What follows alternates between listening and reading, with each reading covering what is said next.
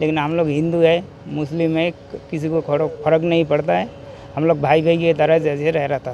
कौमी एकता की एक अनोखी मिसाल हिंदू बुजुर्ग महिला का कई सालों से मुस्लिम परिवार कर रहा था देखभाल। उदयपुर शहर में पिछले 40 साल से रह रही एक अकेली बुजुर्ग महिला बीमार होने पर एमबी अस्पताल में भर्ती करवाया, जिसकी आज उपचार के दौरान मौत हो गई।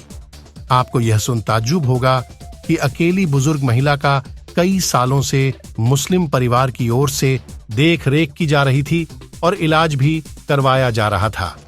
मेरा नाम है जयदेव बर्मन, मैं कोच बिहार उत्तर बंगाल से आया हूँ। मेरे मौसी हैं, वही रहता है उदयपुर, डॉक्टर राम मोहन लोहिया नगर, कच्ची बस्ती में ही रहता था। आज से 40 साल पहले से रह रहा था। मैं आता हूँ जाता हूँ ऐसे करता हूँ। लेकिन इसके साथ जो इसका पड़ोसी है बंटू चाचा और मुश्ताक चाचा, बंटू भाई, ये दोनों ही देखभाल करता था। उधर एक भाई है, वो भी देखभाल करता था। लेकिन हम लोग हिंदू है, मुस्लिम है, किसी को फर्क नहीं पड़ता है। हम लोग भाई भाई की तरह जैसे रह रहा था। दरअसल गीता देवी बंगाल से थीं और पिछले 35 से 40 सालों से अपने पति और परिवार के साथ उदयपुर में रह रही थीं। कुछ साल पहले पति की, उसके बाद उसके एक लौते बेटे की भी मौत हो गई। इसके बाद महिला उदयपुर शहर के सज्जन नगर इलाके में रह रही थी। इसका नाम गीता देवी है। करीब 35 साल से हमारे मोहल्ले में डॉक्टर राम मनोहर लोहिया नगर, जो सज्जन नगर पानी की टंकी के पास वहाँ रहती थी।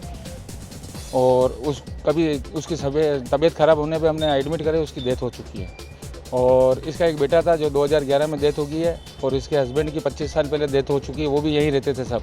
अब अभी इसके कोच भी नहीं है। उसका मौसी का बेटा है जयदेव, जो ये कहाँ से कुछ बिहार से वहाँ से आए हैं। अब इनको ये सब आगे हिंदू रीति रिवाज के आगे अंतिम संस्कार की हमने तैयारी कर दी। ये डेड बॉडी मिलने पे इनके द्वारा अंतिम संस्कार करवा देंगे। ये करीब 30-35 साल से रह रही थी। इसकी पहले कहीं नौकरी थी चपरासी की, और अभी लोगों के घरों में बर्तन वगैरह धोने का काम करती थी। अकेली महिला थी जो हमारे घर जैसी थी। हमारे घर पे शाम सुबह आना बैठना था और अच्छा व्यवहार था, तो हम हमारी माँ के बराबर ही समझते थे इसको। तो अभी इसकी तबीयत खराब हुई तो मेरे अंकल मुश्ताक अहमद ने इसको एडमिट कराया।